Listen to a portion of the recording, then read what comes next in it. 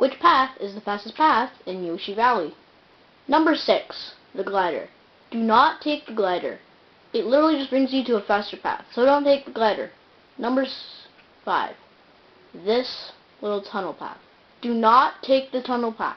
This tunnel path only gives you 3 coins, and you're going to be a second behind your ghost if you take this path. 4.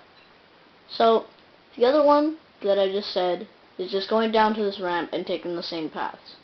The only reason this is faster is because you can get more mini turbos. Number 3, the other tunnel. When you take a right, and then you take a really sharp left, you should just come to this tunnel here, and it's not really that much faster. You can only get 2 coins here, and you'll end up being maybe half a second behind your ghost. Take a left, and then keep going to the left. You can get a mini turbo trick right here, plus 2 coins, so it makes it the second fastest path. Go left, then go left again, charge up a purple mini turbo, trick off this, land into a right drift, do a super mini turbo, drift off this, take a mini turbo trick, and yeah, that's the fastest path.